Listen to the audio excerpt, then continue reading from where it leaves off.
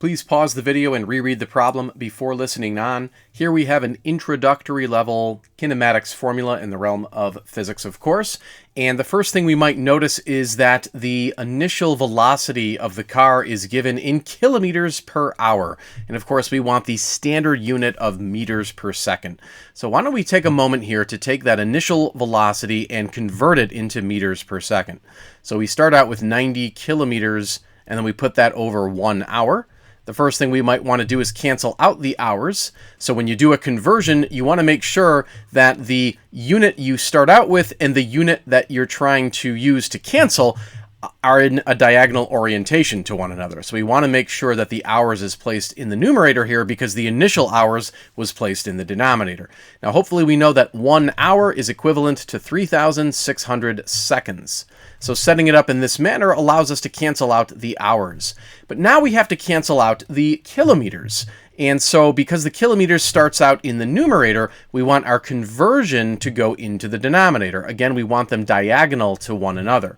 And we know that 1 kilometer is 10 to the power of 3, or 1,000 meters. That is a 3 right there. So the way in which we have aligned the kilometers is diagonal, and therefore those units will cancel each other out. And if you look at what we have left over, we have meters on the top and seconds on the bottom. That is indeed meters per second. So let's go ahead and compute this new value. And when we do that, we can see the initial velocity is equal to 25 meters per second. So that's a value that's going to serve us well.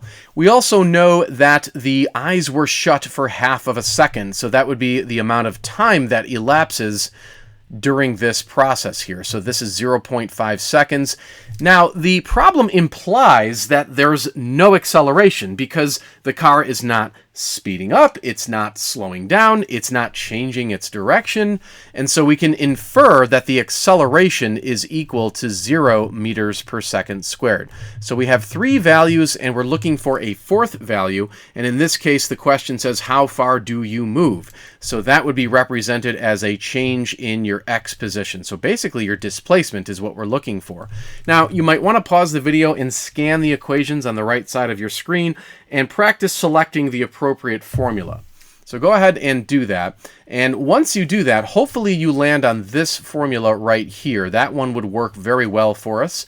I suppose we could also, well, actually that is going to turn out to be the best one. And if you look on the left side, we have x minus x naught.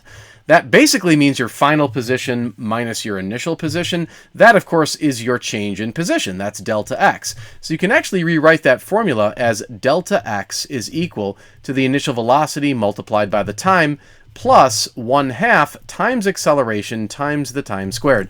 Now, we'll go ahead and plug in all the values that were checked earlier. Now, in this collection of terms on the right, we have 1/2 times 0 times 0.5 squared, but because they're all getting multiplied by a 0, that all cancels out. So you can cross that off. And then we just simplify the other terms, and we end up with 12.5 meters for the displacement. So this indeed would be the correct answer to the question.